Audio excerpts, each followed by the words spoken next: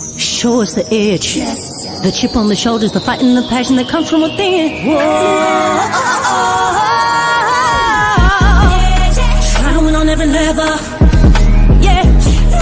Expectations high, have to show them you can fly. Play harder, better, smarter, baby. Put the league on notice. Show me the edge, play with the edge, show me the edge, play with the edge, show me the edge, show me the edge, yeah. Whoa, done seen the walk of shame enough. Wanna see the walk of winning, time to come up and bring out the alcohol. Don't every play, every possession.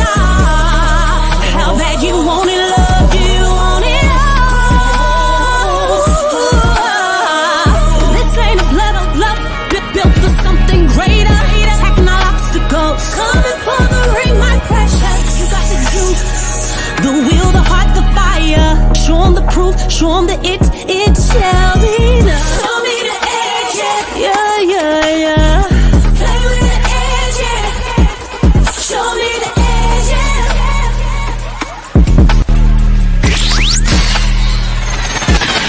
You're listening to the Pelicans Postgame Report on the PRO Media Network for all things Pelicans.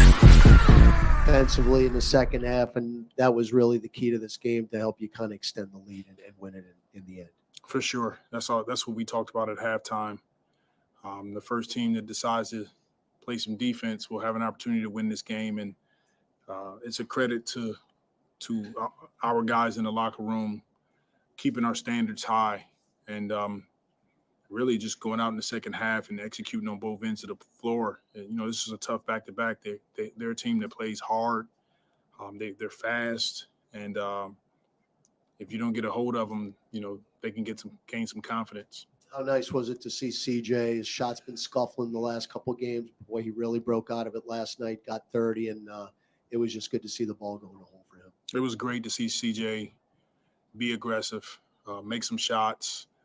Like you said, Graf, for last 3, 4, 5 games, what have you, just kind of missing some easy ones. He knocked them down today, and that was the difference in the game for sure. Yeah, how good was it to see Zion, Braden, and CJ, all get going in the same game? It was great. Those 3 guys have been fantastic all season, and that's what it's going to take for us. It's going to take that type of effort, that type of execution as we continue to progress. Zion athletically it looks like he's in a different place than a few months ago. What has allowed him to reach this point? He's continuing to stack his days, and, we're seeing the results of that.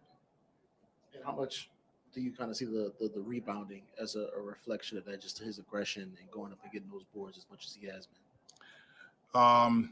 Quite frankly, whatever he decides to do on the floor, when he's right, he can do it. And the rebounding is another component to that. He's going up. You guys are watching, getting offensive rebounds, getting second chance points, defensive rebounds, igniting our break. He's playing really good basketball right now. Just what did you think about the minutes Jeremiah was able to give you tonight, playing him some backup 5, just the opportunity for him to step in and give you some minutes? He was great. He stepped in right away and didn't miss a beat. And it's a credit to all of our guys and our coaching staff, medical performance. They all stay working and stay preparing because you never know when your moment is going to be called. And tonight, Jeremiah, he was really good, and we're grateful to have him. Will he go a little deeper on Graf's question? First 30 minutes or so, you guys gave up 86 points. Over the final 18, just 21 points. Did somebody say something, or who kind of led that turnaround? I'm sure the guys were talking in the locker room. We came in at halftime and addressed it.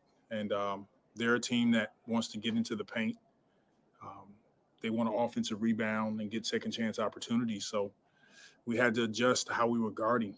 We can't, you can't be up pressuring the whole time and allowing straight line drives. And once we took on that challenge of guarding the ball, being in shifts, the game turned for us. And more than likely that's collectively all the guys talking amongst themselves. You change up your rotations in the second half between B, I, and Z. I think you played for the whole third quarter. Can you go into what was your thinking behind that?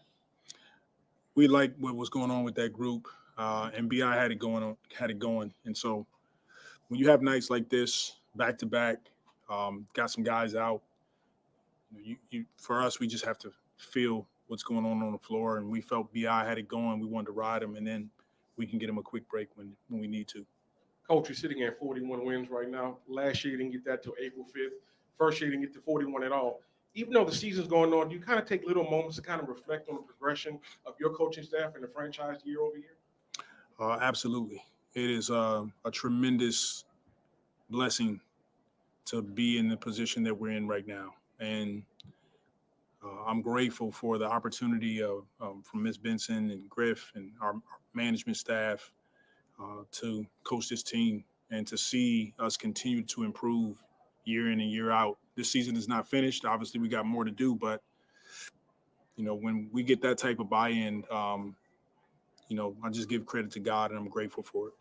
And Willie, his team is 15-5 over the last 20 games. What can you say about the consistency and how much do you like how consistent y'all are kind of starting to strengthen? Yeah, it's been good for us. We're putting the work in, and that's where it starts. It starts with our ability to take our film work, to teach on the floor, to have competitive practices, and then have carryover when the game comes. And that's a credit to all of our guys, all the staff that's working diligently behind closed doors. And we're starting to see that pay off down the stretch. And going back to you guys have 41 wins, you're obviously familiar with the history of this franchise, only 150 in the season here in New Orleans. Does that kind of add meaning to what you guys are doing right now, that you're doing something that really hasn't been seen very much here with this franchise? Once again, I'm super grateful. It's a tremendous blessing. I don't even want the credit. The credit goes to our amazing staff, our players. I'm grateful to be in this position, and we're just going to continue to try to win as many games as we can and see where the chips fall. But we love this group. Makes it easy to come in every day. They compete. Their togetherness is off the charts, and we just want to maximize our potential. Willie, you're about to hit the road again. Like, why has this team been so successful on the road? I'm not sure. If I had to pinpoint anything, it's just the consistency of holding themselves to a certain standard. If we're at home, we try to hold ourselves to a certain standard. We can be better. But when we go on the road, same thing. We try to lock in, sacrifice, get a meal, what have you, get rest, and get ready to play. Okay, thank you.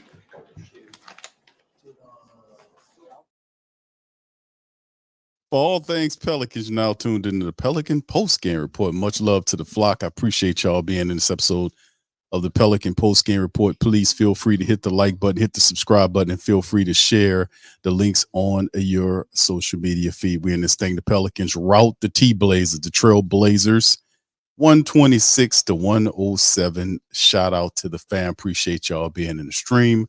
Man, listen, man, this was a very good win. The Pelicans at first kind of had to figure it out toward the early portions, but they closed the door on this team, routing them out 126-127, man. And listen, let's cover a few things here, man. Let me share this with your family right now. And Rod Walker, shout out to him, beat writer for the Times-Picayune.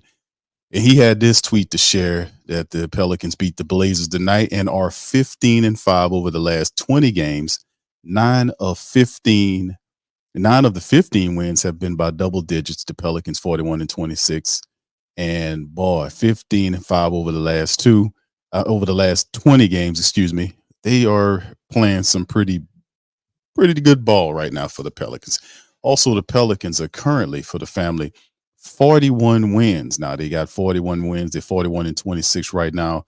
And the reporter, I think that was Rod, asked them a question about why are they so good on the road, because right now, even though it's one game better, they are 21-13 on the road versus 20-13 at home in the Smoothie King Center. And in the West, if you take a look at the statistics, the Pelicans are the second best road team in the Western Conference behind the Timberwolves, who are 1 win better, 22-13. 7-3 the last 10. The Pelicans putting in that work, fam. They're handling the business. So shout out to the fam. Appreciate y'all being here, man. We in this thing. I'm my bad. Hold on. Don't tell me I forgot to send my girl Lex that link. Did I not? Man, I'm tripping. Hold on just a second, y'all. Give me just a second. Let me send Lex the link. I'm sorry, Lex. I thought I sent it, man. I thought I sent it to you. There you go. All right. Anyway, shout out to the fam. Appreciate y'all, man. Let's touch on this one, man. Let's get on this one. Pelicans, man. Be proud, family. The Pels handled the business tonight, man. They took care of business against this Trailblazers team. And listen, this was somebody they were supposed to beat, but it's also an NBA team, so you can never underestimate them. And listen, the Trailblazers gave them an effort. They made the Pelicans work. Now, of course, we were shorthanded. Herb didn't play. Larry didn't play. Shout out to Uncle Earl Robertson. He stepped up and did his thing in the matchup. Trey, Jose Alvarado, they did their thing. Several other players. Najee Marshall, all those guys got involved. But let's cover some statistics of the matchup here. The Pelicans, 53.6% shooting from the field tonight. That's 52 out of 97. Blazers were 42 of 84 for 50% flat. 13 of 33 in threes by the Pels for just over 39%. 12 of 23 by the Blazers for 36.4. The Pelicans went to the foul line just 10 times tonight, but they were 9 out of 10 for 90%. This was not a extremely poor officiated game, but fam, I've seen a lot worse. But this game was just par for the course in terms of the referees. Zion getting hacked, Jose Alvarado getting a bloody lip, getting knocked across his face with it's just amazingly poor. And it's insufferable to watch NBA basketball nowadays, especially these officials, man. These are not officials anymore, man. If you can't call a travel, you can't notice a very noticeable foul. It's just stink lead now, man. It's just these officials just all rotten. 11 of 12 for 92% for the free throws for the Wolves. So, for the Trailblazers, they didn't do much better. And 2 more foul attempts, but the Pelicans overall 39 rebounds for them against 36 assists. They had 36, almost 40 assists tonight, 8 steals for them. They had 5 blocks, and they had, once again, last matchup the Pelicans held. They had 9 turnovers tonight, just 10 turnovers in the game. So the Pelicans did a wonderful job in doing that. They led by as much as 19. And then when the second half really, came into being, the Pelicans just kind of extended. They just put their foot on the pedal and just mashed on the Trailblazers and got them the hell up out of here. So that's some of the stuff to talk about there. Let's bring Lex in, and we'll kind of hit the individual statistics as the Pelicans continued to kind of handle their business there. CJ kind of struggled last game. This game, he led all scores, 30 points from him. He got it going. He was trying to get it going early, getting cooking against the Trailblazers. He got to show off against the Blazers. That's the team that he left from. So he gave him a 30 burger tonight, 12 of 20 from the field. He was 50% from downtown. He had 6 3-pointers tonight for CJ McCollum. Finished with 8 assists, 2 rebounds for him, and 2 steals. CJ put on a show tonight. 26 from Zion in 34 minutes, 11 of 17 from the field, 4 of 5 from the foul line. And Zion, a double for Zion tonight, 26 and 10 with 3 assists, 1 steal, 1 block. He did his thing. 22 from BI in 35 minutes, 10 of 21 from the field. He hit 1 3-pointer, 7 rebounds, a couple of assists from him, plus 12. And it was just really good. Plus 21 for Zion, plus 12 for Ingram. You seen Trey Murphy in the starting role, had 20 points. He was 4 of 8 from downtown in 35 minutes, had 6 rebounds and 5 assists for him in his 20-plus effort. And then, of course, off the bench, Najee Marshall in 23 minutes had 11 points, 5 boards, and a couple of assists. 7 from Jose in 31 big minutes, 6 from Uncle Jeremiah Robinson Earl. He had 6.6 assists, 5 rebounds, plus 17 for him, plus 23 for Jose, plus 15 from Najee. plus the win. The Pelicans handled the business. They lead the series 2-0, and they have a final game in April on the 9th that they have to deal with this club. But man, in the end, fantastic win by the Pels. So let's bring Lex in. Lex, how you doing tonight? Hey, Pelicans what's going on, Big Q? doing pretty good. Sorry about that link snafu right there. I thought I had sent it. I just got ahead of myself. But listen, this was a great win tonight by the Pelicans. We knew this is the game they're supposed to take care of. They get their 41st win tonight, and they just mash on and keep going as we get out of that this little home stand of 3 games, 2-1. Pelicans moving in that right direction. What do you think about tonight's matchup? Yeah, I mean, shoot, yesterday, I said, shoot, 41, 41st win. So, I mean, they did that. And they were supposed to. This team, below 500 team, they weren't going to do anything with getting a win. So, but, we could definitely use it. It's definitely a real rebuilding process for the Trailblazers. So it was only right for us to come in and take care of this team, being a 5th seed, well in the playoff picture. But they did their thing. One thing that I was, I guess that I knew that was coming is that anytime the Pels play the Trailblazers, CJ seems to have a pretty good game. So, and he did. He had a 30 piece. I think he really needed a game like this. So it was. I'm glad to see him. Just perform well, because I think we can all agree CJ has not been playing too great here of late. So I guess this was playing against his former team. It was very much needed for him to get back on track, get him refocused, aligned right in the right direction, because we are going to need him. We're going to need everybody on this team.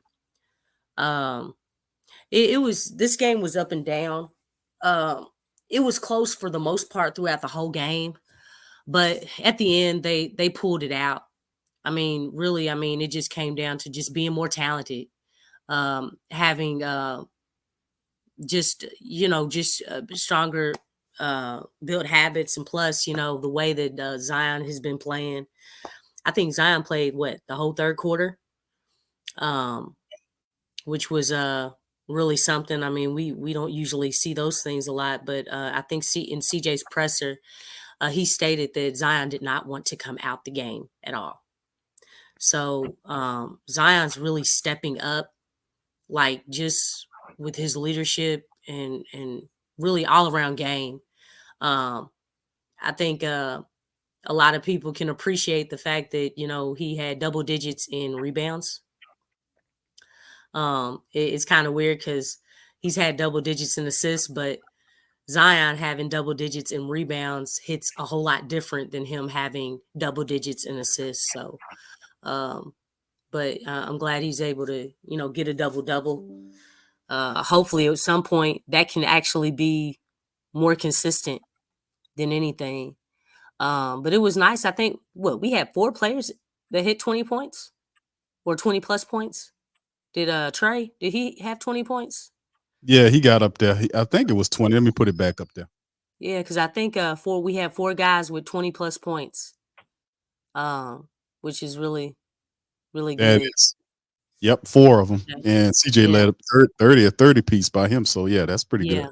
Yeah, that is nice. Wouldn't it be nice to have that like every night? You know what I'm saying? Something like this. So but yeah, everybody performed. We didn't miss a beat being without Herb. The defense was still there. So one thing that I would like to give credit to is that, even though Herb is the leader of our defense and he really sets the tone there, our guys, you can really tell that other guys have stepped up defensively. Okay, so we definitely want to give praise and honor to whom honor is due there, because guys play defense. They play defense, even without her being in the lineup. So credit to the guys for really stepping up. The same thing with Larry Nance. We were down as far as with our front court, but JRE, he stepped in and he was ready to go. I was glad to see him out there. Just his movement. He really does remind me, like with his movements and how he does. He really reminds me of another Larry Nance. I think sometimes, the fact that he doesn't get in the game a lot, he's a little off rhythm, but I think that's to be expected. But for the most part, he really stepped in and did his thing. He was active around the glass, boxing out, just, anything to disrupt. So he did a really good job filling in for Larry. But yeah, it was a solid game. CJ, Zion, BI, and Trey really stepped up, so it was a game we were supposed to win. So we're moving on, hopefully, to get the 42nd win. Indeed, we got Brooklyn coming up on Tuesday, I believe it is, and we got to see how that works. And just the broadcast note for tonight, family, we won't be able to open the lines of communication tonight. I have another stream I have to attend later on, so I'm not going to be able to do it tonight. So we're going to have to postpone that to next week. My apologies to the flock. I know a lot of people wanted to chime in, but like I said, we're going to have to postpone it tonight. So just for the family members of note to know. So anyway, as we keep it going forward into the next matchup, the Brooklyn Nets is the matchup. And, Cam Thomas is the top guy right there. He's a difficult cover. Nick Claxton, the guy we talked about before. We know Herb and Larry was out. They're supposed to be back for the matchup. We'll see how it goes. And of course, we talk about, oh, my goodness, Ben Simmons and all those guys. But the Brooklyn Nets are up next. Lex, 26-41, 6-18 at their home building. Pelicans going to have to kind of carry the day right there to take care of Brooklyn. Not a very good team. Pelicans smashed this team early January, 112-85. They'll have to make sure they bring that same intensity up there to take care of business against this club coming up on Tuesday. So, Lex, what you think about the matchup against Brooklyn? Just like the last time, I think, this is another team that they're not very good. They're not as talented. They just fired their coach. One of their top players, and Ben Simmons, he's out. That was kind of being sarcastic there, but yeah, Right. this team, yeah, he's only played like a few games, but this team is not very good. But in that same breath, just because a team is not very good, they're still an NBA team. We still want to come out and respect this team and play to our strengths, not play at their level or below their level or anything, or playing down to our competition. That's what I was trying to find there. We want to play to our highest potential. This is a game we should blow these guys out. Give them no hope immediately.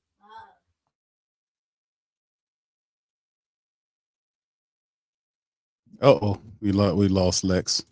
All right, yeah. Hold on, let's keep it going, fam. I think she dropped out and try to get her back in there. Oh, okay. Hold on. I'm here. Yeah, I'm here. Sorry about that. Okay. Yeah, but this is a team that we should definitely beat. We want to come in with the right mindset, come in with the right energy, either match or exceed their energy, because they are going to be at home. But I'm more aimed at the exceeding part, because every game that we're playing is very important. Every single game, even the lower teams, the teams that are not about to do nothing, that are not in playoff contention, we have to continue to keep a level head and understand what we're trying to do. It's not about the other team, it's about us. You got to be a little bit selfish. So got to continue to get better, improve ball movement, player movement. Point Zion is still working. Hopefully with Larry being out today, I really do hope that, we can still utilize Jonas. I know his minutes are down since post All-Star break, but we still got to use Jonas. His value is still up there.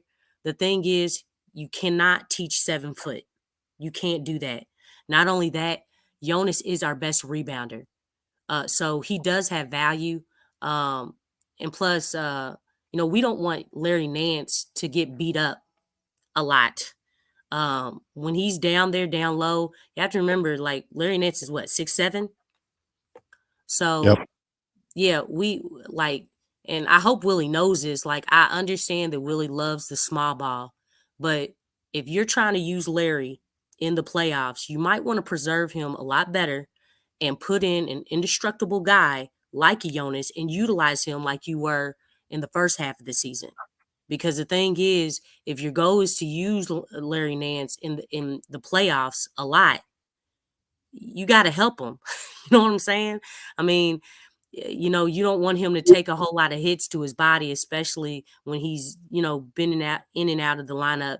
And obviously he was out on tonight. So, just keeping things in perspective and keeping things balanced, because, we know how Willie is. We know he's in love with that small ball, those small ball lineups. But Yeah. if we stay true to what we've been doing and continue to harness in and lock in and polish up, clean up, any bad habits or, just the small details that need to be fixed, we're headed in the right direction, because that's what this thing is about. We need to rack up as many wins as possible, because I say again, those last 11 games are going to be brutal. They're going to be brutal. So we don't know what to expect, but they will be great challenges, and including the game on March 22nd. Those games will be very, very meaningful games. And we want to have everything kind of covered, whether we win or lose those games, because they are going to be tough games that are happening back to back to back to back. Yes, indeed, man. Yeah, we got to definitely do that, Lex. We got to take care of business against teams. The sub 500 teams have to be wins for the Pelicans. No ifs, ands, or buts about it. As we get down to this, to the crunch, all wins matter right now. Definitely, as we are basically 6 games from the top team, which is the Nuggets right now. The Clippers, who just ahead of us, are 2.5 games ahead of us according to the standings. And then, of course, you see other teams there. But if anything can happen now, if the Pelicans lock in and we get the majority of these games, who knows how far they can climb? Hell, they can climb up into the top 2, maybe the best team in the Western Conference, dare I say, if they lock in. They definitely have the talent. Everything's on our side. Shout out to our physical therapist, top trainer there, Amy. Shout out to her, working her magic, because this is terrific. Amy Atmore, man, is making a hellified difference here. Trust me. It's just a different feeling, getting a lot more out of Zion. Zion is in great shape. BI and Zion are playing really well together. And like you alluded to earlier, you just mentioned it about Valanciunas. That's the only key thing right there that they kind of have to kind of work on a little bit better. I respect the small ball lineups that Willie has, but Willie doesn't play. He has 2 7-footers on the bench that, that's not on the bench, but Valanciunas kind of being relegated to where he is. And of course, you got Zeller as a guy at the back of the bench who has height as well.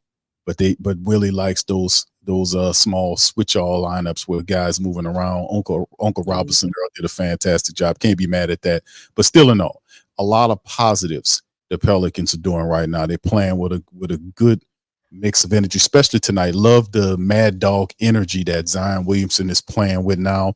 And see, the thing about it, he's taken to the challenge, I want to say, with the NBA referees. He's pissed off about not getting those calls. And instead of him kind of dialing it back, he's being even more aggressive to kind of things. So that is really driving him largely. A lot of that is kind of fueling that fire, as well as the Pelicans are just using that as converting a lot of that negative energy into positive help to help them propel them further into getting these wins and keeping that energy high. So much that's well said there. It really seems like that memo that they sent out to all the teams. Did you hear about that? As Yeah, far as with the reffing, allowing, not making as many calls. And right. I think that's kind of interesting that they wanted to come out with that now, especially the fact that really I kind of feel like nothing has changed for Zion. I think they've made changes with other guys, but he's still not getting the whistle like he should. Like Antonio Daniels was crazy. He was like, when Zion went across the lane, Zion was hit 3 times. Like it was Right. Yeah, apparent that he was hit 3 times, and that's they true. called the foul on the 3rd time he was hit. And Zion just had that look. He looked at the ref and just kept staring him down, like, and then he flexed his arm. But you know, that stuff right there is sad, man. And then like if Zion bumps anybody, it's not even a foul for real. They'll call it. Like they're so quick with the whistle. And I'm like, man, y'all gotta be kidding me. This is ridiculous. Then look, Zion gotta be tackled before they call foul for him. Yeah. But he gives he don't even barely have to touch a role player, a star, anybody. And it's called as a foul, man. It's just I mean, I know we've talked about this stuff, but just seeing that on tonight, and Antonio Daniel was like, yeah, they called it took them 3 times, but they did call it. They did call him, Joel. They called it. You know what I'm saying? I was Yes. like, man, this is that's just pathetic that he Yeah. has to go through this, because a foul is a foul. It's not hard to, they're making this like rocket science, and it's not rocket science. Well, Lex, I mean, you're right. I thought that that's overwhelming amount of teams are complaining about this because it's not. You watch a few other games, you'll see the officiating is consistently bad in majority of these games. Like you'll see, and it's like you have some staffs that in recent past you will have some staff, the referee staff, that come in and they will actually do a pretty decent job. They will call a fair game, but the majority of these games that we see from different officiating staffs are all consistently poor. Tonight was a awful display of refereeing tonight. It wasn't as bad as some of the other games. Like in recent memory, one of the most terrible officiated games was the Miami game where they were actually Yeah, started fighting in the game because yeah, of the and that poor. was their fault.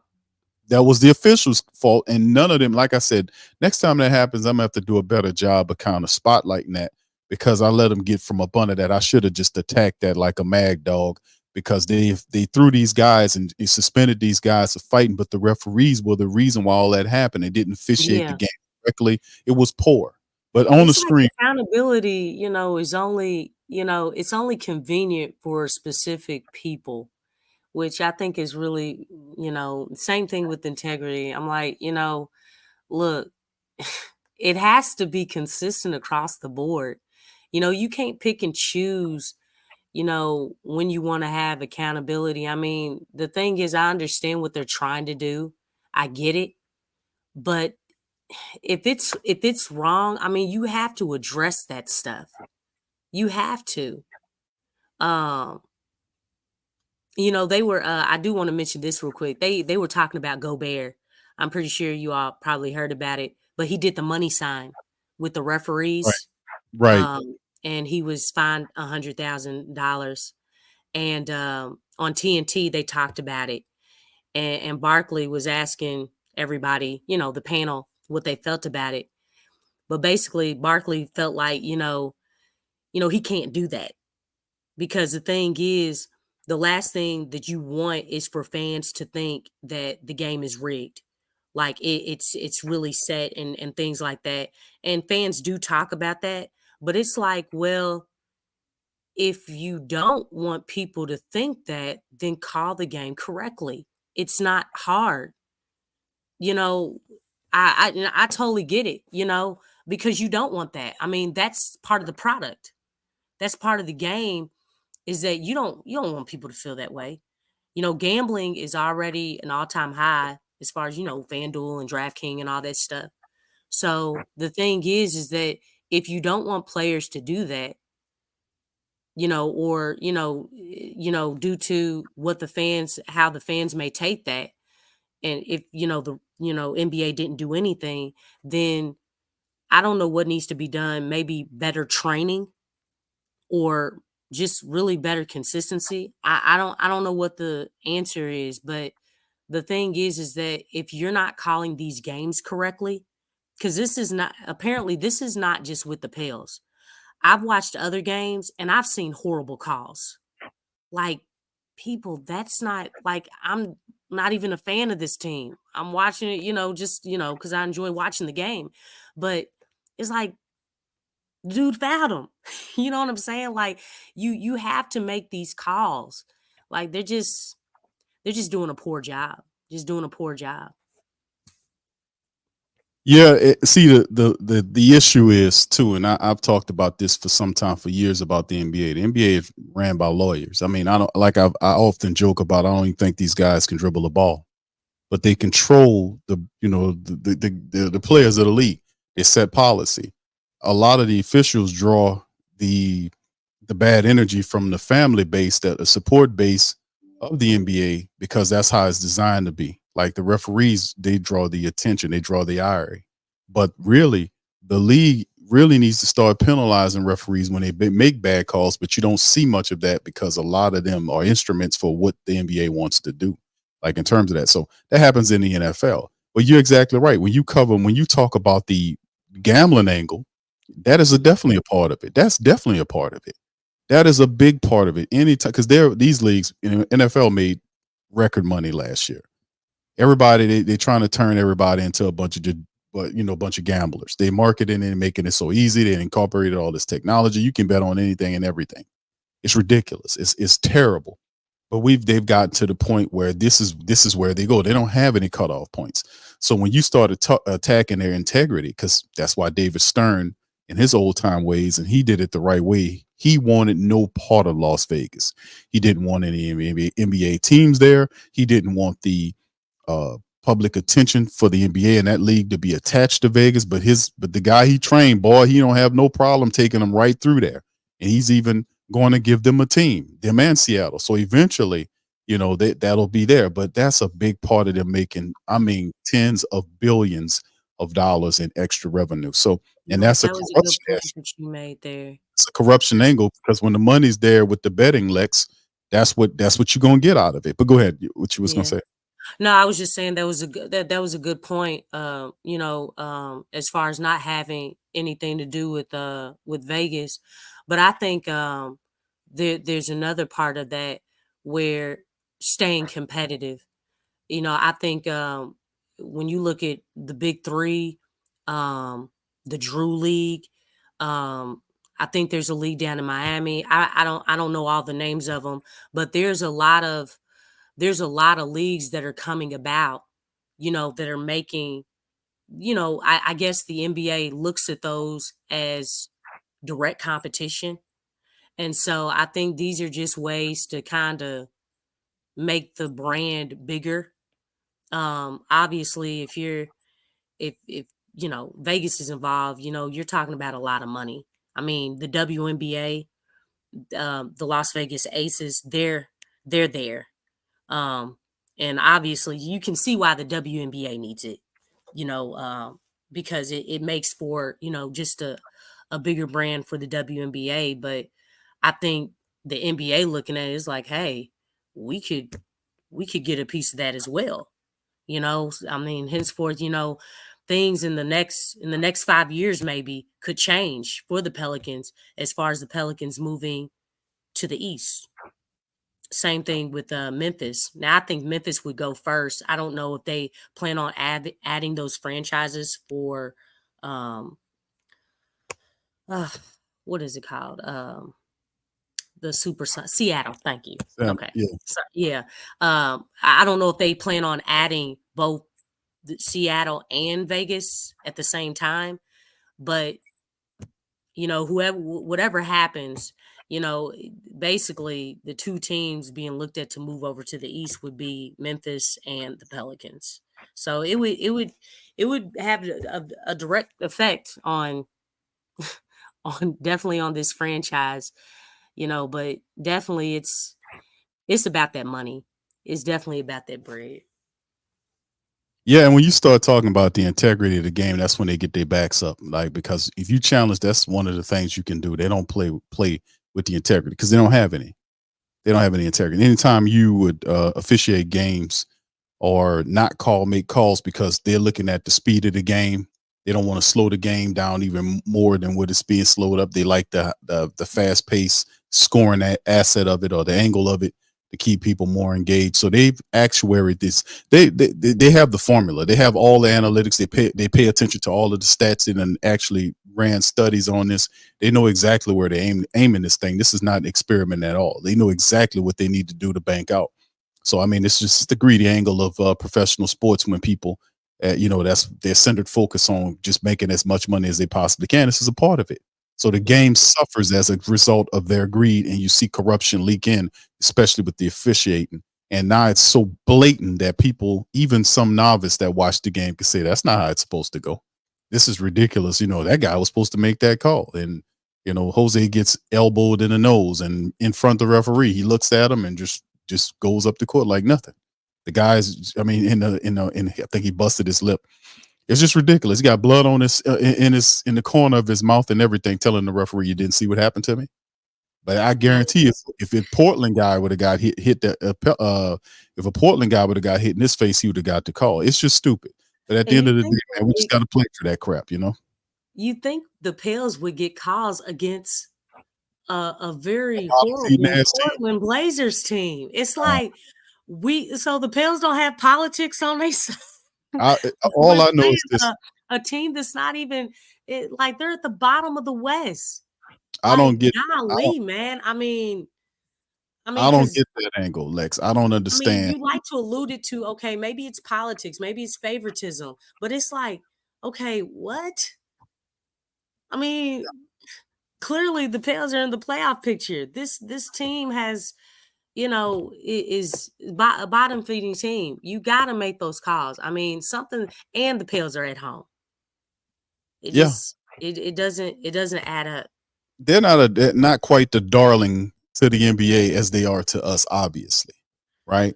I mean, eventually, once they get there, and because I'm telling you what, Pelicans stay healthy, they get to the playoffs, they're gonna win. They will win and if they bring their game, let me just say that. Yeah. They bring the A game and they're locked in.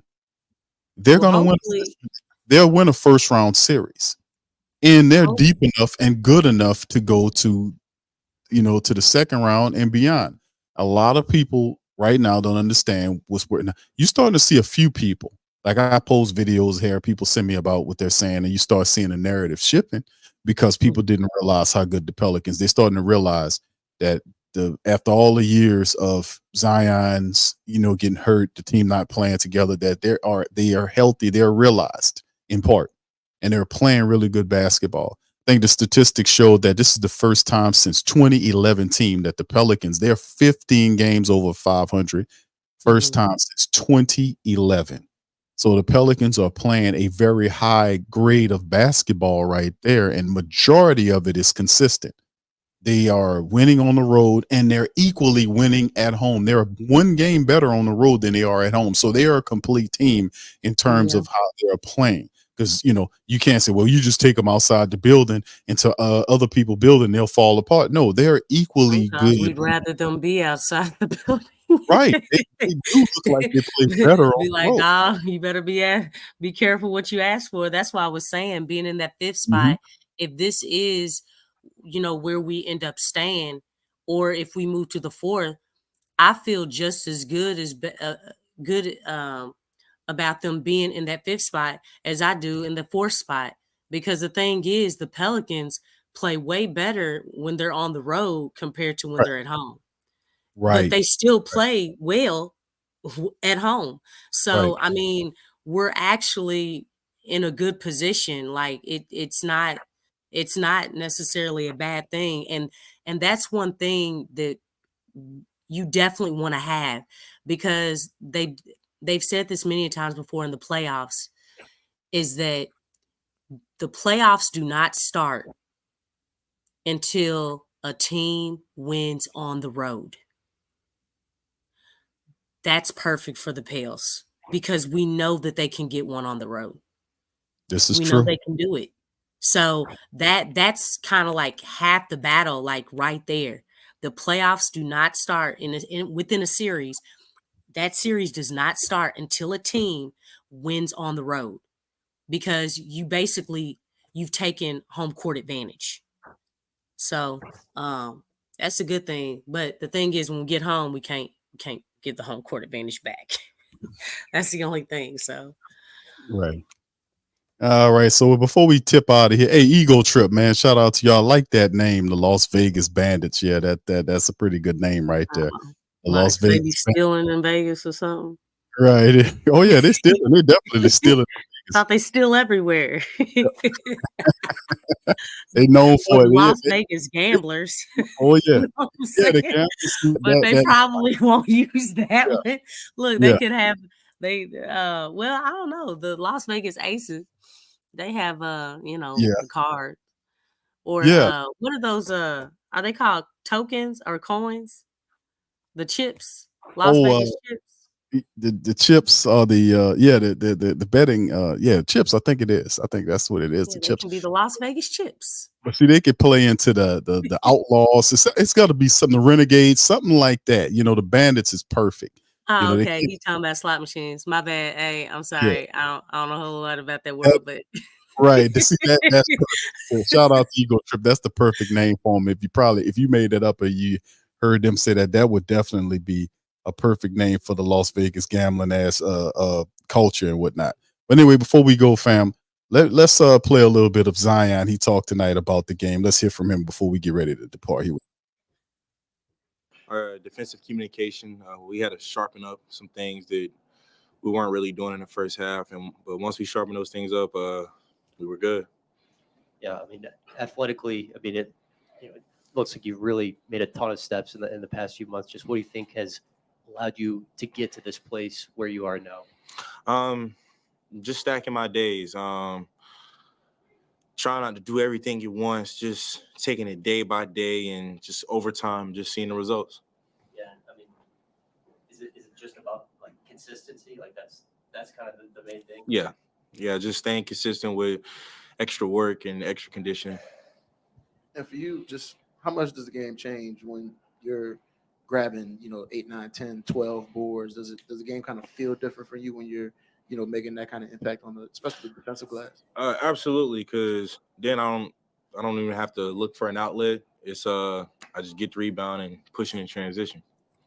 And then just with Trey shooting the ball the way he has lately, how much has that kind of affected the offense, and especially for you, just giving you additional spacing out there? It's been good to see Trey shoot the ball like that, because his confidence is there. Trey can go over 8, over 10 for all I care, but as long as he's shooting it with confidence, I'm good. So just to see Murph really having his confidence back is all I really care about. And y'all didn't have that complete group tonight, but one of the lineups Willie's been going to a lot is you with the 4 bench guys, Trey, Jose Najee, and Larry. What are you seeing out there when y'all 5 are out there together that's allowing y'all to kind of take off on? Our pace. Our mindset with that group is, get stops and run. And if they score, don't dwell on it. Just inbound the ball and push it up the court. Z, in the middle of November, you told us you were going to take a back seat. Can you articulate just how different things are now? What kind of headspace you're in, physically, mentally, everything? I wasn't where I needed to be. I talked to CJ, I talked to BI about it at the beginning of the season, and CJ definitely stepped up. I don't think he gets enough credit for that, especially early in the season. CJ really stepped up for this team. BI is BI. Like, I don't even got to talk about how great BI is. But CJ really stepped up for this team early in the season and even halfway, just being a leader and just having a huge impact on the game while I was stacking my days and getting to where I needed to be. And like I said, over time, my coaches and my teammates, they saw it and they trusted me, and they're continuously trusting me. So I got to give CJ his respect on that and BI. Hey, Zion, kind of looking ahead a little bit. This team's played pretty well on the road. Like, what do you kind of attribute that success to on the road? I said in a press conference, it's our personalities that we have on this team. When we're on the road, something about going on somebody else's turf and getting a win, just like we thrive for that. I know last year we didn't do too well on the road, so this year for us to be doing as good as we are on the road is definitely a step in the right direction. You guys have a great night. All right. Zion, man. And like I said before we jump out of here, man. Lex, you heard old Zion break down a few things. Let's kind of delve into some of the stuff that actually get you kind of your analysis on what he says. Also, there's a poll up that I put up. Should the Pelicans re-sign Najee Marshall? I know that's something that we got to deal with coming up on the off season. But man, the way Najee Marshall has been playing, I mean, my goodness, the way he's been playing, it's just been utterly ridiculous. So he's such an integral part about what we do here, and we kind of brought Najee up through the ranks, so to speak. Here, brought him up. Man, all I can say is when I see him play his defense, he's shooting the 3-pointer. I just think to myself, man, we thinking EJ Liddell could be the one to replace Najee Marshall, but man, and listen, it's not over with. The remaining games in the regular season, plus what Najee's going to bring in the playoffs, his intensity, his fight. Like I said, he's hitting the three, him handling the ball, distributing the ball, passing the ball. Majority of all the pivotal and critical aspects of Najee's game have improved. I mean, he in most nights he's there defensively. He had the fantastic night when he was knocking down the 3-pointers. So that's one of the things I threw out there to the family members. I know we're going to be dealing with some questions monetarily speaking about Najee Marshall. So it'd be interesting to hear what they got to say. But let's talk about, any thoughts on what you heard from Zion, and ultimately you can lead into the Najee Marshall thing. Zion, he never really puts any emphasis on himself. He always gives props to his team and his coaches, and I actually commend him for that. I've actually noticed that since his Duke days, he never really, just how some guys kind of focus on themselves. Yeah, he really doesn't do that. He really doesn't. He's always finding ways to just give props and to give honor to somebody else. So kudos to him on that, because to me, I feel like that's a great sign of leadership skills. To really recognize other people, and he's done that. Even with I think he gave a shout out to even a local someone who designed his clothes one day. Like, he actually gave them a shout out. Just things like that is I mean, that's really nice, man. You can't ask for much more than that. But definitely, I like the fact that he's taking it one day at a time. Stacking his days. Not trying to do too much at one time, but staying in the realms of what the game calls for. I really do like that. And I think, and he's also trusting what he's been working on off the court, the extra conditioning, the extra, working with, Amy Atmore, with the trainers and things. to make sure that his body's right, getting his, stretches in, or, whatever he's doing. He's really locked in on the other parts, like the things that we don't see. He's locked in getting those things done and trusting his work behind the scenes, so that when he is out on the court, we as fans can enjoy the fruits of his labor behind the scenes. So I'm definitely like down for that. I think he's been doing a great job. It's time that we give Zion his flowers and praise him for what he's doing, because we don't truly understand what he goes through. We really don't. We talk about it all the time, but this man's dealt with scrutiny. He's dealt with, just ebbs and flows throughout the season. His body is unique. I know he has all the money in the world, but being 23, and trying to understand his body, everybody's body is different. There's some people who pick up weight a lot faster than other people. It could be genetics, and we know this stuff. We've heard from other people that dealt with, those types of things, if that is the case, because again, we really don't know. But whatever he's doing, it is working. I think he's found an answer.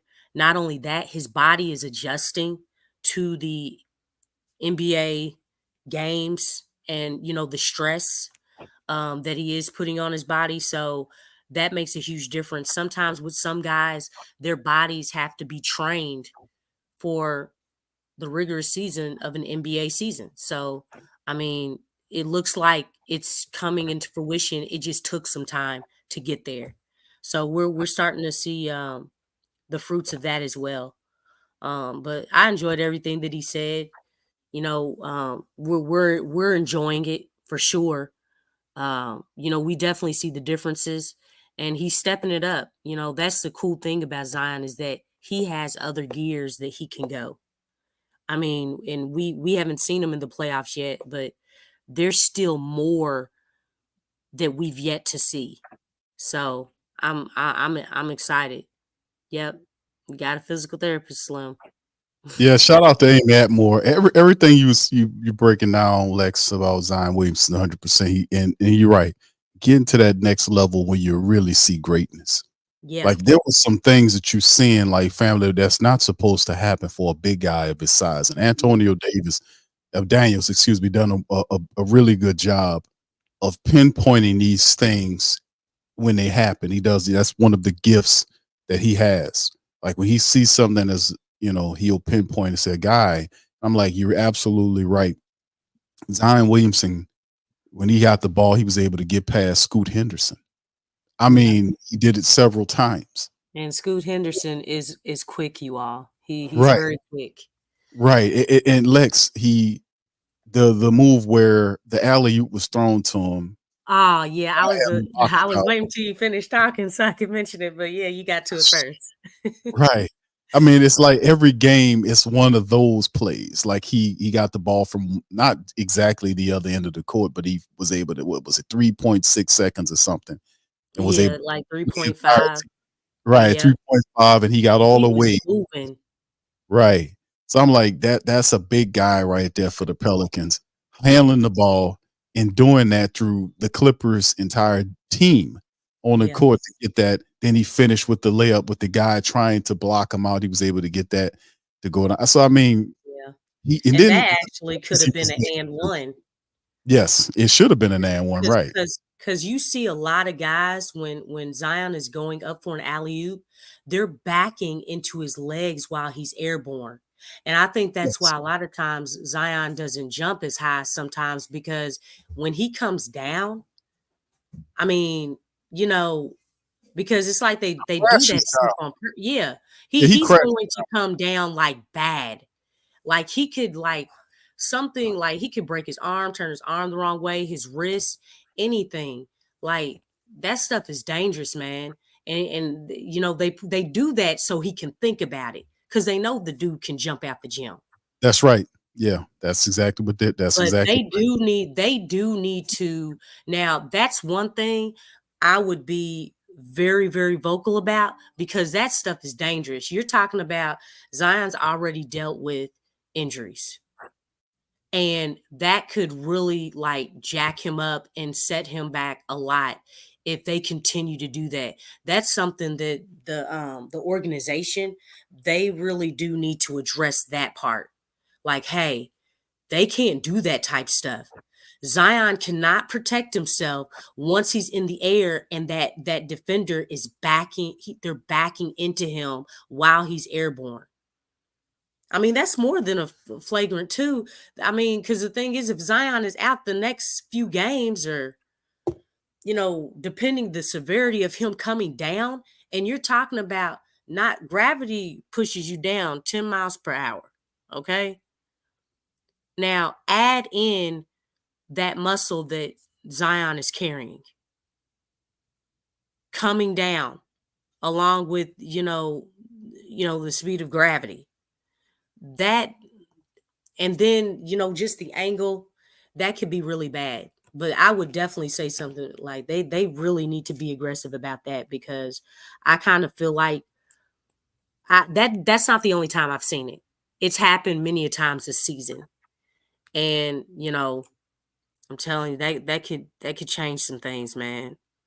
And that would I know one thing that would definitely make the fan base sick if you know if the worst would happen. You know what I'm saying? Especially with everything that he's been through thus far. Yeah, when in, and I got it on screen. The guy backed up under him, and you can see right here he's talking, and he pointing. He's talking about the guy backed up under him. He Yeah. does his job of pinpointing all of this stuff during the game and talking to the officials.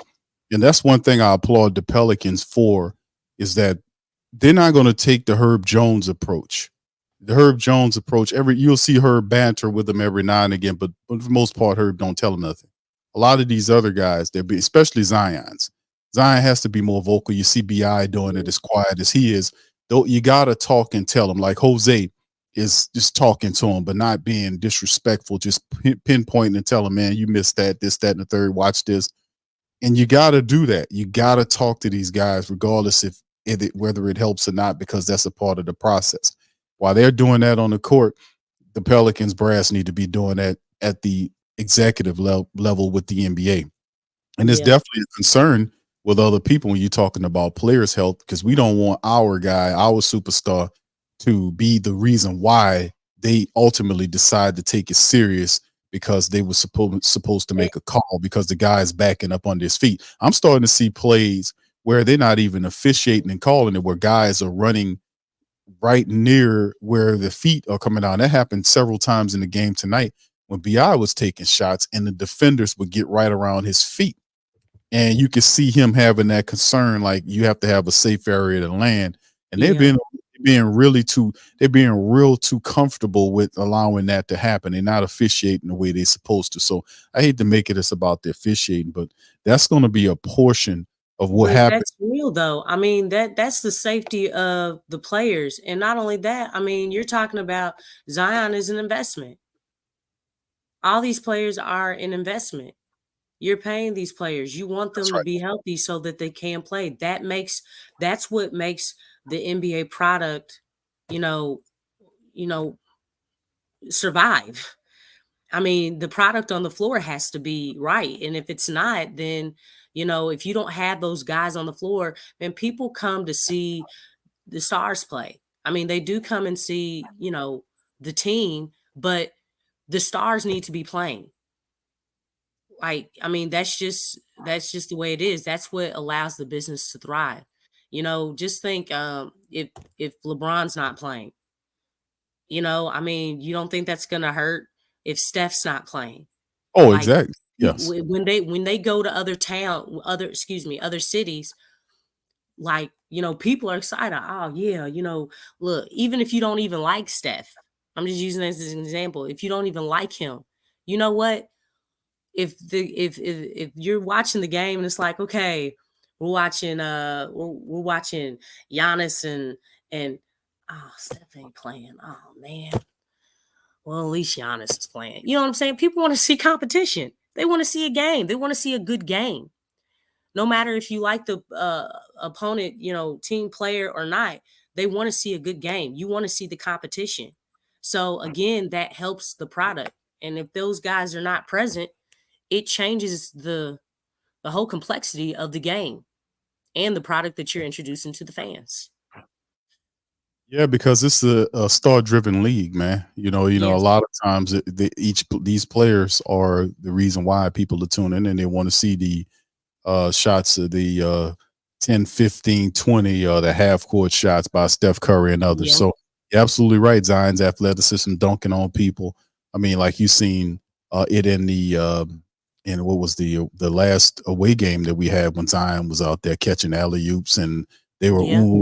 eyeing over. Yeah, I mean, That's yeah, they get into that stuff. I mean, it makes for a good show. Even if you want your team to win, people want to see competition. They want to see guys compete, and they want to see the best go up against the best.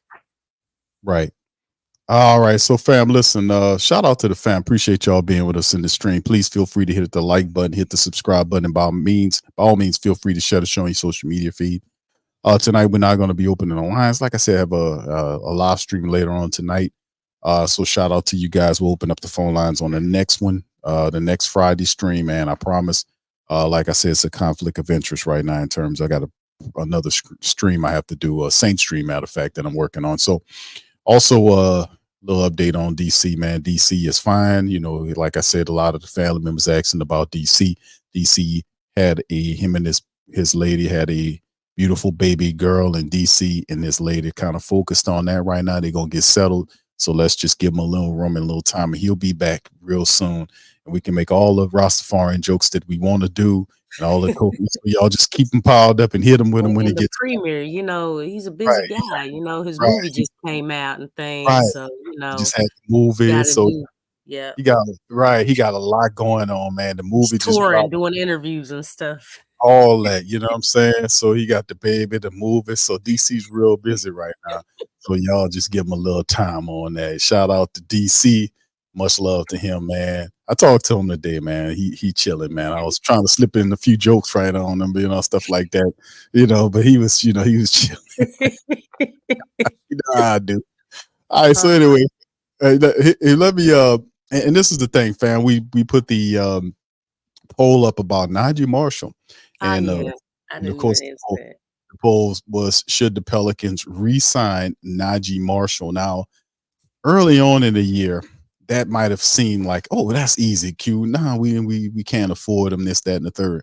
But fam, after the All-Star break, and you see some of when injuries pop up and how really critical Najee Marshall is to that second unit. And he comes in, he handles the ball, he directs the ball, he makes passes, he plays defense, he shoots threes, he's starting to shoot threes now. So it's a terrific thing going on. So go ahead. Right now, the poll is 89% of the people versus 11% of the people saying, no, we shouldn't, but 89% say, yes, we should. What you think, Lex? It kind of depends. It depends on how much Najee Marshall is asking for. So what do we see as his worth? Like, what is he worth? Or what is he getting paid now? And I guess what's the perspective price that he's asking for? That's a good question. What would be the value of a Najee Marshall? Right now, he making $1.9 million for the Pelicans, so it's basically a steal for Najee right now.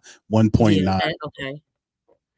So how much do in the chat? How much do you all feel Najee is worth? Like if they were to give him, the Pels were able, to resign him, how much do you feel like, based off of what you see and what he can do for the team, what do you feel like he should ask for, or what you're willing to, or what would be the peak, I guess, that he would get paid to keep him? Yeah, that's the question, Lex. I don't. That would be something. I would have to get a comparative contract for another person. What would be a comp? Oh, that's a good thing. So who does he compare to around the league? You know what I'm saying? And how much do they get? Look at this, Lex. 2.5 to 3 million. Maybe he's making 1.9 now. $3 million doesn't sound like a hefty Okay. amount of money. I mean, Okay. would that be a feasible thing? What between J Black thinking 2.5, 3, maybe 4 mil for Najee Marshall a year? For Najee, would you guys be cool with a 12 Okay. a 3-year contract for 12 to 15 million for Najee Marshall? How's that sound? Would that be something Yeah. that beneficial? I mean, what you think about that, Lex? Well, DB said 4 mil for 2 years. Um, I don't know about that because he making what 1.9 now. yeah. So that you have to kind of level it up. Yeah. I'm thinking maybe I think at more least like double. this. Right. Yeah, I'm thinking I don't think it would be 10 mil. How much is Jonas making right now? Jonas is about, if I'm not mistaken, about 15 million. Hold on, let me look at it. I think it's 15.4 for Jonas right now. He making 15 million. So we And know. over a course of how many years? Well, he has No, 1 year because he left. So was it's on a like 2-year, right? I think well they extended him out on a 2-year extension, and right now I think it's 15 point something or other. What is it? 15.4 mil for him currently. It's for Jonas. So that's the thing. I still like the 4, maybe 4 to 5 million a year for Najee, 2 or 3 year Yeah. deal for Najee. I mean, I And think we can. I Yeah, think go at ahead. the most would be what Slim said, 3 years for 18 mil. 3 years, 18 mil. So that would be I don't roughly know. 6 million a year. Yeah, but I don't know because you have to 6 mil. think Najee comes off the bench and what is he at? He's 7 points. About 7 points per game. Yeah, I'd probably say maybe 4 or 5. Now, as far like for a year, so I guess the question would be the amount of years that we would sign him to. And really, I probably say they give him a 1, maybe a 2-year extension, to be honest. Because you have to Alexis, think, he's 26. He's 26. So a 2-year extension, maybe a 2 or 3-year extension wouldn't be a bad thing for Najee Marshall. And I know well, you this is know, the thing. This is the yeah. thing. Hmm. You still have Trey Murphy. You know how they're gonna do with him. You still have Brandon, and you still have Jonas. Now with Jonas, I hate to think that they're just gonna I let him think walk. I think that's what it's going more than likely, unless it's some type of, I don't know, sign and trade or something. I mean, I guess that's Yeah. it could be something like that. But I hope there's not just that they just let them walk and they get absolutely nothing for Look, him. if I they don't let know. Jonas walk, that's gonna be really, really bad. But I think it depends because again, this comes down also to the hierarchy. That's just like when they signed Zion to his contract. Zion was first priority. Why? Well, I mean, he's Zion. Second priority was CJ to give him his extension. Third was Larry Nance. And I remember when they had that interview, like, because Larry was like, yeah, first they had to take care of Zion, then CJ, then me. So I think in this case, it's it's it's basically the same thing. Obviously, Najee's not going to be the first that they, address. It's going to be Brandon. It could be Trey first, but Brandon, Trey, um, I don't know, man, because JV, he's at the end of his contract, so JV might be pushed to the front because they can still wait a year for Trey and Bi, right? Isn't that correct? They don't have to give them a contract Uh, extension this uh, year. right. So yeah, So because it may be JV then. It may be him. And then Here you got it right here, Lex, on the screen right here. This is okay. yeah, you got Jonas. He was an unrestricted free agent, bird rights. Zeller, unrestricted free agent, 9 bird. And then you have Jose with club money on him, and Jeremiah Robinson Earl, both at just Jose with 2 and Jeremiah Earl at 2.2. Najee at unrestricted free agent, bird status, just like Jonas is. But and then you got 2 restricted 2-way contracts with both Darion C. Brown and Matt Ryan. So yeah, you can see Jonas is in the money at 15, just over 15 million there. And like I said, if that's the case and Bell and Zeller's gone, that automatically opens up $18 million between V and Zeller if that's the move. Like I said, I don't know See, how they're that's gonna the play with thing. Jonas. Yeah, Jonas, but having a big man is very important. I'm not saying Najee's not, but we got to have a big man because, That might be something they pursue in the draft though, Lex. Or they'll find a cheap big man that can bring in here that can run the floor. See, but that doesn't change. Like the switch off philosophy that Willie's rolling out, he likes the smaller guys because they can move in the way that he wants them to.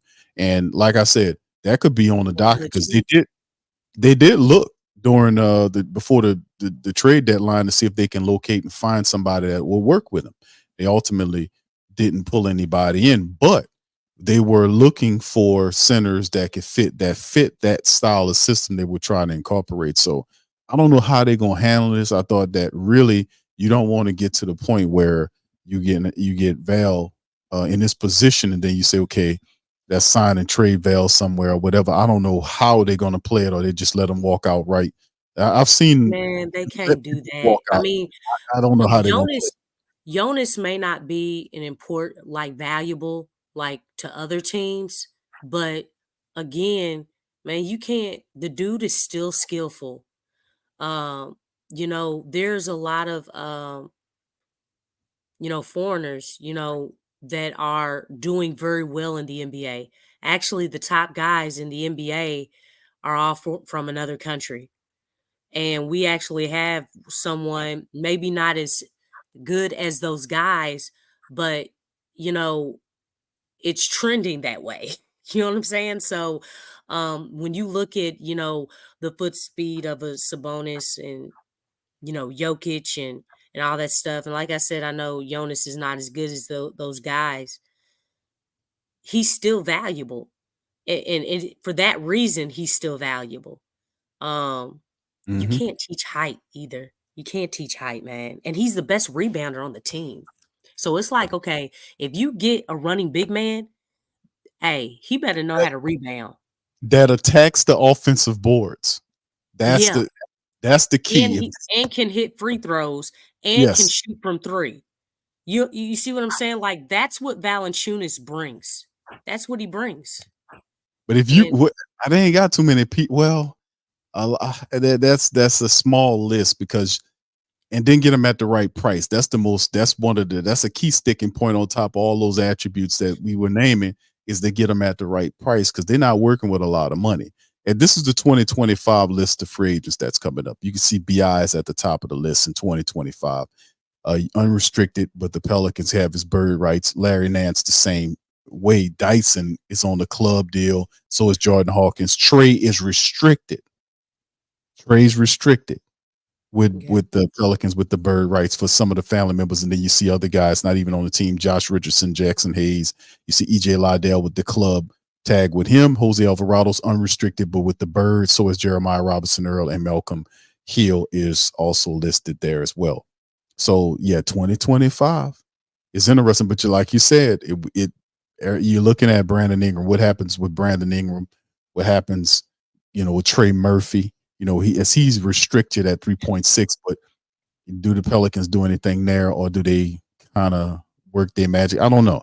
It all depends, I think, on this playoff run and how the Pelicans look for this playoff match. That's what man, it really I comes think you down to. read my mind, Big Q.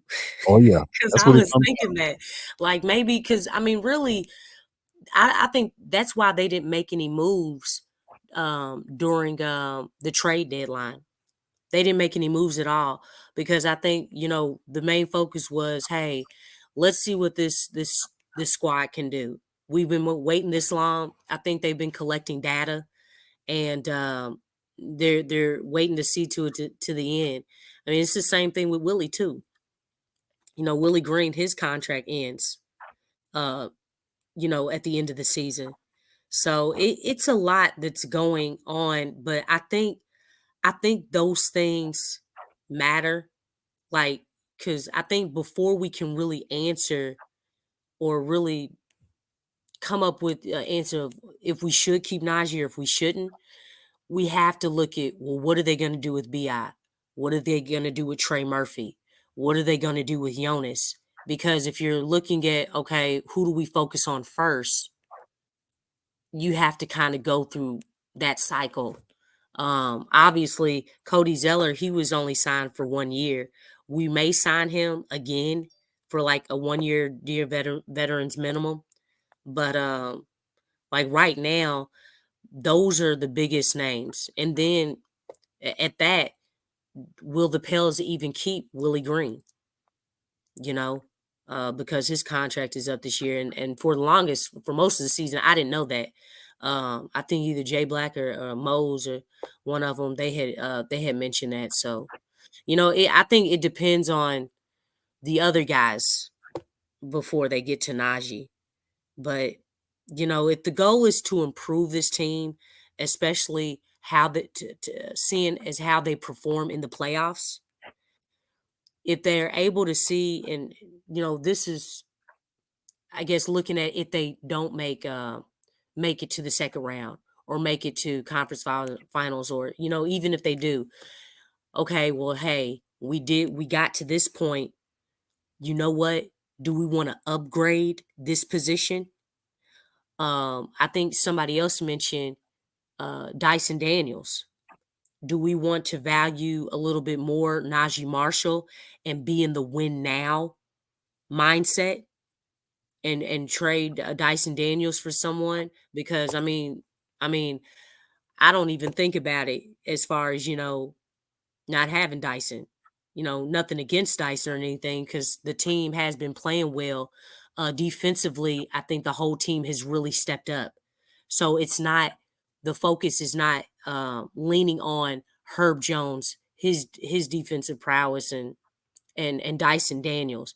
I think the fact that everybody's kind of stepped up and played, the team defense has gotten better. That may be something like, okay, well, hey, let's keep Najee because he is aggressive on offense as well, as much as he is on defense, whereas Dyson not so much. But Dyson has youth, right? Najee Marshall is how old? He's 26. How much better is Najee gonna get? What's his potential? You see what I'm saying? There's like so many questions Right. that you have to answer, and that goes back to, are we trying to win now, or do we want to continue to develop our young players and keep our young players and develop them, and move on from Najee because he is 26 and Najee's ceiling isn't that much more greater than what he's not going to get much better than what he is, basically. The thing about Najee Marshall, like this season, like it's the consistency angle.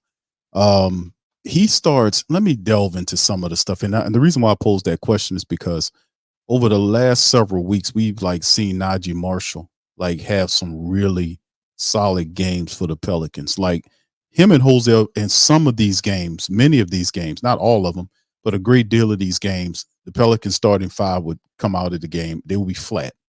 Najee Marshall and Jose Alvarado would come in the game and flip the energy and help jumpstart the team, and they'll start moving and shaking. And that's something that you cannot replace. Remember, we were very, very, very hesitant to get rid of Josh Hart because of what he brought to the team. We loved Josh Hart. We loved him diving on the court to get loose balls, and the energy, the intensity, his defense. And we were fortunate enough from Josh Hart, we were able to get guys with a ferocity on the defensive end that start hitting their threes too, like Jose Alvarado, his energy, his effort, Najee Marshall, because those guys bring it. in the second unit. They're perfect. Those guys are ready. Like if you need them to come in and give you good minutes, they'll give you good minutes. And I just find that extremely valuable.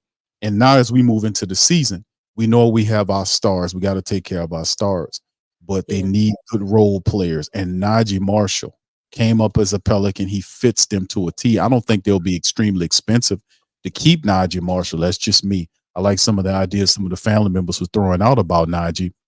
But let's kind of look at his statistics this year, family, and just show you how valuable is Najee Marshall to the Pelicans. They better start paying attention because right now, like if you look at his numbers right now, his minutes are down. Like his minutes, he's averaging like 19 minutes a game versus last year when it was 23.3. And we know there was a lot of injuries that would happen where he was getting more minutes to get out there. But so far in the season, he's averaging 19 minutes a game. He's averaging, 19 minutes a game. He's scoring about 7.3 points per contest. His field goal percentage is higher than it's ever been in his career, which was back in 22-23 season. He averaged over 43% from the field. He's averaging almost 46% from the field, Najee Marshall is.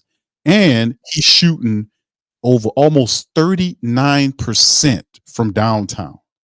His previous high was 35% when he first in his rookie year, when he played 32 games. But so far through 54 games, one start, Najee Marshall is his percentage, 3-point shooting percentage is almost 39% from downtown to go along with almost 46% from the field. So his rebounds are down, but his shooting, his 3-point shooting, his field goal percentage, all that is up. And he has a feel for the offense. Like I said, he fits perfectly. You put a Larry Nance in there, you put a Najee Marshall in there, you put a Jose Alvarado in there. You can move him in there with Zion. He throws him lobs. He sits in the corner. He's hitting his 3-pointers. So even though we know Herb is turned into a 3-and-D before our very eyes, we looking at Najee, and I'm not saying he's there yet, but Najee Marshall is making a name for himself. And like I said, we know about EJ Liddell and his potential. But right now, you asked the question, Lex, are the Pelicans wanting to win now? And I'm saying, yes, indeed, they have to win now. And this playoff season will be crucial to a lot of these decisions about Willie Green and about all these other players as well. How far do they get in the playoffs? That's what it comes down to. There's a lot of questions that you just have to ask. There's always a lot of factors, and I think that's the thing. Just even looking around the league right now, like who would you see replacing a Najee Marshall?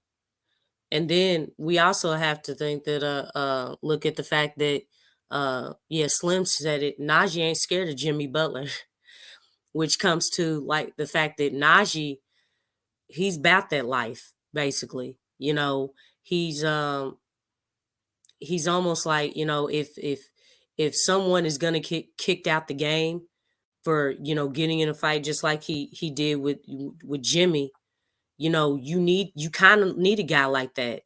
I know I think it was with the Bad Boys, with Detroit, where the coach would actually have, I guess Lambeer go in the game and purposely just, you know what I'm saying, just cause problems. And they're not the only team. He had several. They had A lot several. of teams. I mean, if you They had think several in about it, Detroit. They had several in Warriors. Detroit that they'll roll out. The With Chuck Warriors Daly, did, Kerr did that with Draymond. right? So the thing is that you have that guy on your team. Look, I want you to go in the game, and I want you to foul they start play. I want you to foul them hard. You know what I'm saying? Like, especially in the playoffs. That stuff happens now. I think the game has changed in a lot of ways where they may not do that as much, not to that extent, but just having a guy like go in, look, go send that dude a message. Well, you have a guy like Najee who would be like, hey man, that was too much. You know what I'm saying? That will get in, that guy's face that comes in to do that type stuff. And hey, yeah, that's a problem. and obviously they call text and everything, but you almost have to have that guy who gets, takes the L, you know what I'm saying? Gets the tech or takes the risk of getting kicked out of the game to protect their star players. I mean, so if Najee leaves, who is that guy going to be? Not to say that, because you have to have that guy, Right. Yeah, it's you mentioned the Detroit teams. Yeah, they had several of those guys that used to do that, Lex. They would send if it Well, I know wasn't Lambeer. I didn't like it it. was, yeah, there was Just Rick saying Mahorn, it was because he looked like man, you about to right out of the timeout. That dude's coming in with bad intentions. right. Todd with the facts, he a NBA guy, so he knows what I'm talking about. When you would see guys like you have Lambeer that would piss people off, but he would send Rick Mahorn in there, John Yeah, Sally, yeah, Rodman was another dude. So yeah. indeed, they were brutal guys. They would whip on, they would, do all this other stuff. So yeah, they would frustrate you And epically. you So you gotta have a guy who can stand up to that. Cause let me tell you something. I'm really glad that Najee really got into Jimmy's face. And I think it's funny because I think Jimmy thought, oh, ain't nobody gonna step up to me. And because Jimmy grabbed, Najee's neck, like, dog, you ain't the only dude who bout that life. And, like, shoot, let me grab your neck back to send you a message. So, um, because after that, he kind of went off a little bit because I don't think he was expecting that. But it's good that we had that in Najee. But if he leaves, who's gonna step up to that role? And I think that's the thing because you definitely have to have somebody who can have Zion's back because really it's really been Zion because the fact that they haven't been calling these fouls with Zion, they haven't been calling it correctly. So I don't think it's a big deal with anyone else for real like that, especially the way Zion hits the floor. But still, you gotta have that guy. You just have to have that guy. So I think that holds some weight as well as far as keeping him. yeah, that's what that was the point what I was making about when I was asking people because I know it's at a time early in the years like, oh no, we got such and such. Man, let me tell you, you got this guy. Like I said, the Pelicans brought him up, and he is the enforcer. He's the Mhm. knife, and he's the guy that you will want to have as a role player. That comes in there, he fits perfectly with everybody. He's the right height. He guards multiple positions. He handles all as a point forward at times for you. He distributed. He throws, uh, alley oops, and he sets people up. He also can knock down an open shot. He drives when he needs to Yeah, drive. he can attack. And he'll attack like when people not attacking and the ball is sticking. Najee gets the ball and he attacks the cup. He gets to the line. He hits the free throws. So, like I said, he's the perfect temperament. And I really don't think it'll be expensive, but like you said, things are going to be kind of tight. But anyway, to kind of go over the recap of the poll, right now we have a bunch of people that kind of voted in should the Pelicans resign Najee Marshall. 82% says yes, 18% says no. So Najee, yes, signing Najee has won the poll tonight. So, and like I said, man, we'll see how it all works at the end You of the should season. definitely do more of those polls, Big Q. Oh yeah, oh yeah, Yeah, I think having some trivia questions or not questions, but having those type of polls would see what people really think. yeah. That was a good one, Lex. I think I will take that suggestion and do more of those, man. And because yeah, that's a good one because we need to kind of put this stuff together. I think next time we'll kind of look at the Dyson Daniels thing because a lot of people like right now saying, man, we should trade Dyson, such and such, and I think he's at 5.7 mil or something like that on his rookie deal. But a case in point is, if not, a big part of Dyson's game is developing his offensive side. So we know he's very good defensively. He's gotten himself strong. He plays really solid defense. But could he follow a trajectory of a Herb Jones? Can he Like Herb did his defensive thing first and then just worked his ass off, got his offensive game down. Now he's knocking down the threes at a high clip. Could Dyson Daniels follow the same trajectory as a Herb Jones? You see what I'm saying? Because Coach Fred's work with him or is working with these guys, and Herb has really took his game to another level. You know Can what, Dyson be the one that follows him too? That's a big question now. man? Herb, man, there's something different about Herb. Herb has an edginess about him. You Mhm. know, I just kind of feel like plus he's a Southern guy, but I don't know. He's Dyson. I mean, he's definitely a poor man's version of Herb. We see his defense, but like you said, I mean, the way that Herb, he's just taking steps. I mean, Herb, like, because in that class, Trey Murphy was picked at what? I know was he 14th pick in that Herb, class? No, oh, you Trey talking Murphy. Trey, Yeah, because yes, he was a around, lottery pick. right. He was around there. Hold on, Lex. Let me pull up this Maybe profile right 16. quick. I Because know I he know it was. was somewhere in the middle of the draft there. Hold on. I'll pull it up as you're talking. But yeah, let But me see. yeah, Trey, I mean, just the way that 17, Herb 17, Lex, 17. 17. Okay, I knew it was close to a lottery, so he was just right outside. But Herb was second round, man. I mean, the way that he just worked, and that was when, for the most part, I think Zion was out for basically that whole year. But I mean, he worked his way into the starting lineup and hasn't really looked back since.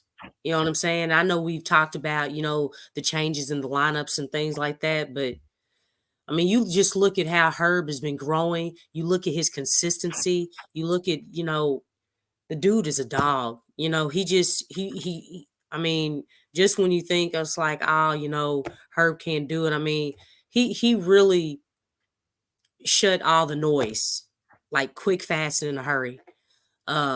We definitely see the value of having, Herb Jones. I mean, just, his work, that he's been putting in behind the scenes. I don't know if Trey Murphy, I know he steps in if somebody's injured, he steps into the starting lineup. But I mean, maybe some point in time, Trey gets there depending on the direction of the team, what pieces are being moved, and things of that nature. But definitely, I mean, it's almost, I mean, and what is he shooting from behind the arc? Like Trey? 40%? No, Herbert Oh, Jones. Herb. Oh, Yeah. Herb is shooting 43.4%. Oh, Excellent. see, but you know what I'm saying? I It's all mean, it's a 10% increase from what he yeah, did last year. that Ridiculous. that's and then really now the talk is Herb is underpaid. That was a You paid for that that. was that was that was a power move for the Yes. Pelicans to sign him, Right. Shout last out to Trajan season. Langdon. Shout out to Trajan Yeah, Langdon that for was getting definitely a power move because when you look at Herb's game now, the dude is a definitive two-way player. So it's like, man, now the talk is, man, Herb ain't being paid enough. And from the looks of it, I know a lot of people were saying with Trey, Trey, he's looking at getting like 80 mil, but really it's like, we know for sure, I'm not saying Trey doesn't deserve that, but we know for sure Herb Jones definitely deserves that. Yeah, the thing about it too, Lex, is we know Herb is seen as a defensive guy, but he has career numbers across the Yeah. board. He's averaging more points than he ever did before. His high And was 9.8. He's averaging 11 flat. He's shooting 51.4% from the field.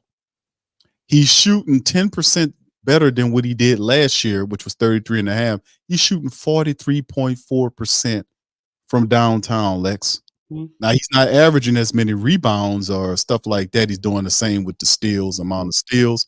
He's doing a little bit better with the blocks. So a lot of his really key numbers are up. But what's really striking is his field goal percentage and the 3-point ball, which is 43.4%. Lex, Yeah. that's better than Trey's 37.6. So he's shooting the ball really well, man. Yeah, and can we say first team all defense?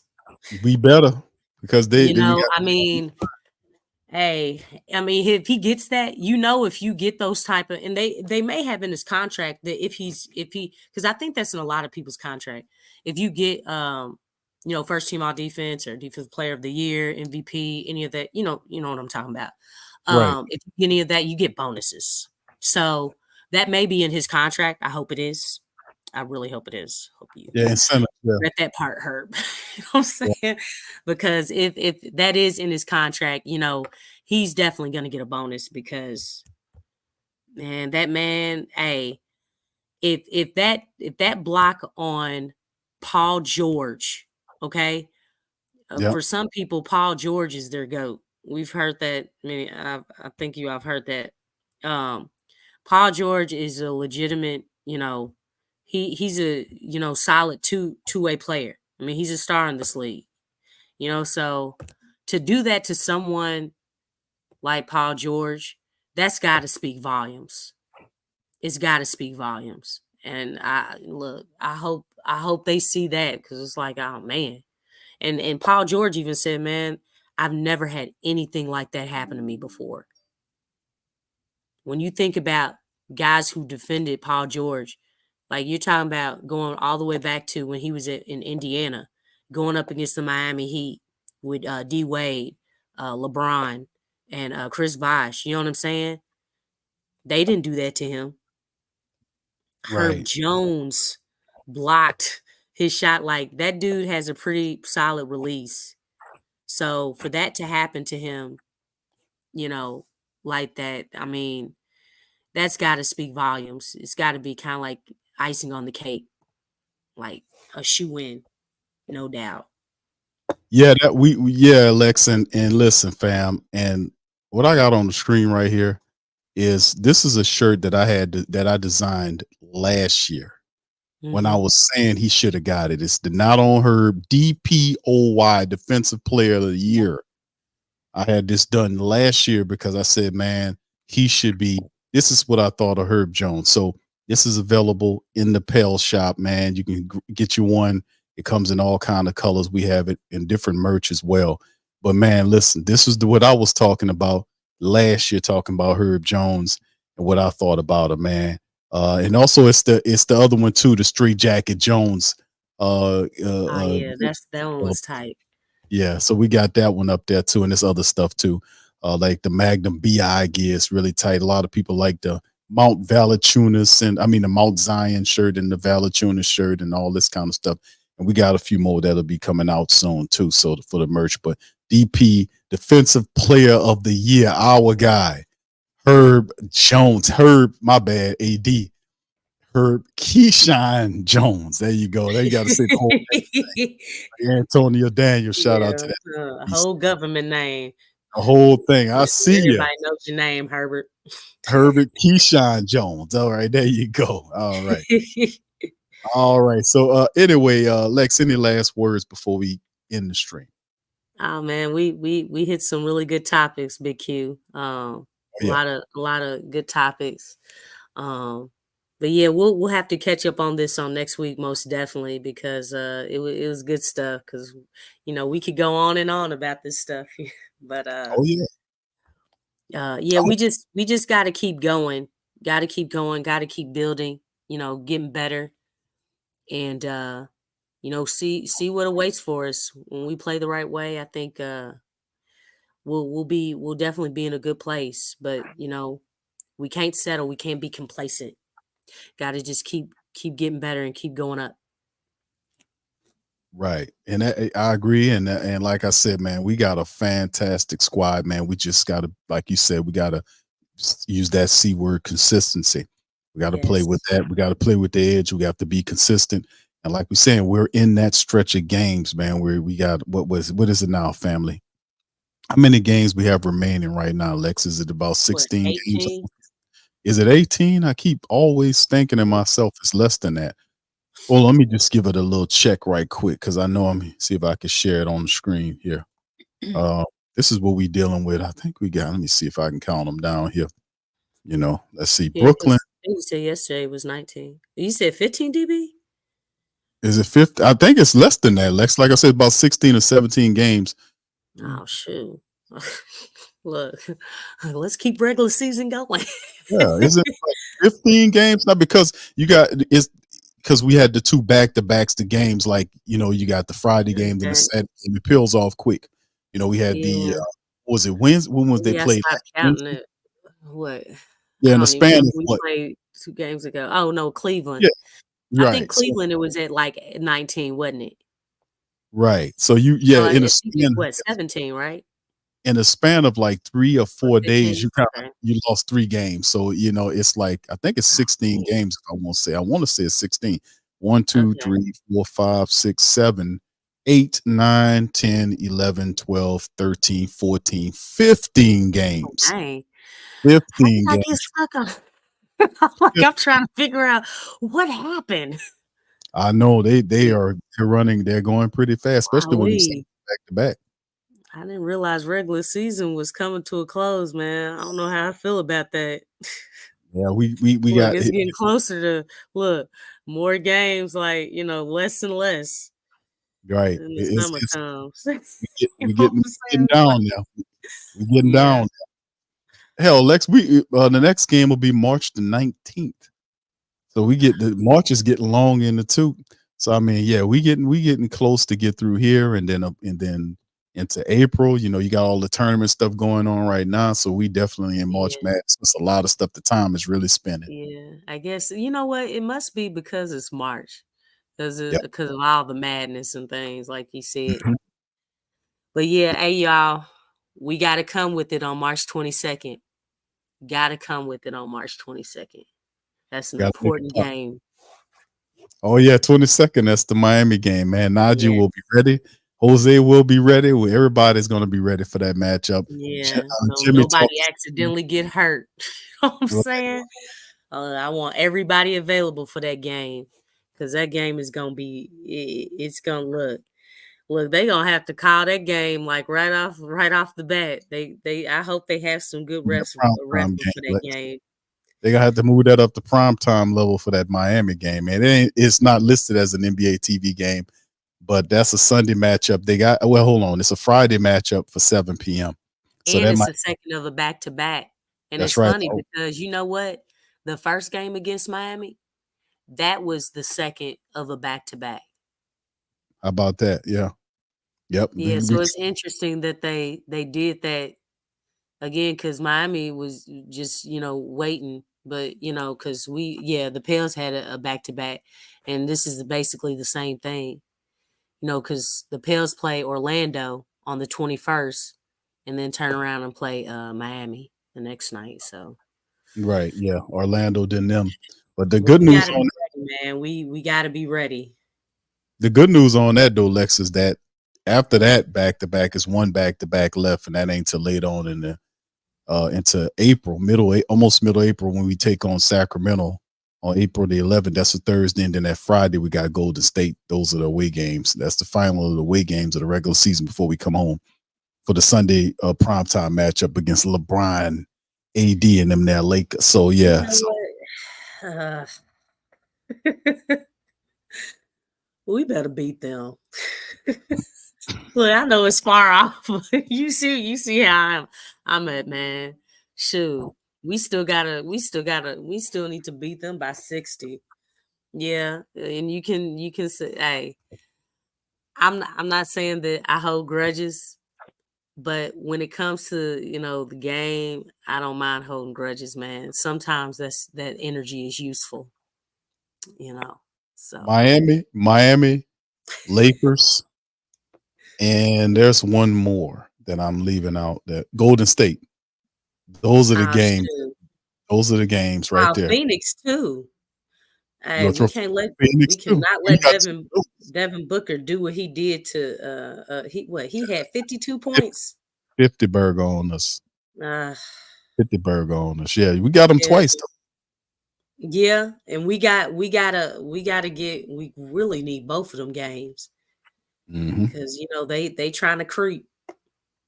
Yeah, we got to smush them down, man. But yeah, we're gonna handle the business, man. The Pelicans we're gonna match up and get this going, man. All right. So anyway, with that being said, we're gonna get out on that. Listen, we appreciate y'all tonight chiming in. Y'all hit the like button for us. Hit the subscribe button. By all means, feel free to share the show on your social media feed. Thank you to the family members that chimed in on the polls. We're gonna be doing more of that on PPR Final. Also, feel free, family, to check out the merch. There's a link in the description section below, and also like that Herb Jones, the Not on the Herb Defensive Player of the Year shirt merch is available. Got several different styles for several different Pelicans. We got the Grand Theft Alvarado shirt. That's our best seller, man, that we've been dealing. We love the Jose Alvarado Grand Theft shirt. That's available on the merch shop as well. So y'all check that out. It helps the platform. So with that being said, we're going to get out on that. Much love to the fam. We appreciate y'all. We're going to holler at y'all on the next one. Much love and go Pels. Go Pels. Show us the edge. Yes. The chip on the shoulders, the fight and the passion that comes from within. Whoa. Trying to win on every level. Yeah. Expectations high. Gotta show them you can fly. Play harder, better, smarter. Baby, put the league on notice. Show me the edge, yeah. Play with the edge, yeah. Show me the edge, yeah. Play with the edge, yeah. Show me the edge, yeah. Show me the edge, yeah, yeah. Whoa, done seen the walk of shame enough. Wanna see the walk of winning, time to come up and bring out the outlaw. Don't every play, every possession. How bad you want it, love, do you want it all? This ain't a blood of love, built for something greater. Attacking all obstacles, coming for the ring, my precious. You got the juice, the will, the heart, the fire. Show them the proof, show them that it shall be done. Show me the edge, yeah, yeah, yeah. Play with the edge, yeah. Show me the edge, yeah.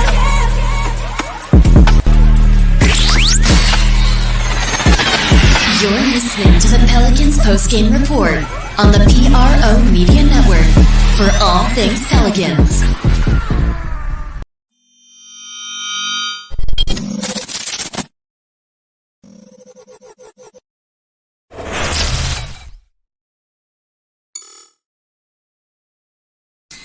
TheWhoThatDaily.com. That's right, TheWhoThatDaily.com. Your one-stop shop for everything New Orleans Saints, New Orleans Pelicans, LSU Tigers, even the top flight boxing news. So if you're a Who That and you're looking for a place to stay up on your team, TheWhoThatDaily.com is your site. TheWhoThatDaily.com for the sport Who That in all of us. That's right, the Pro Shop is the platform store where you can go and buy all the latest merch to support the platform. Available at the Pro Shops, we have dozens of hundreds of products available for you and your family. Unisex tees for men and women, hoodies and sweatshirts, tank tops, kids and baby items, long sleeve tees, mugs, pillows, wall art, bath bedding, face masks, phone cases, stickers, bags, fanny packs, socks, hats, and many other items. Please feel free to check out the Pro Shops. The link is in the description section below. And remember, it helps the platform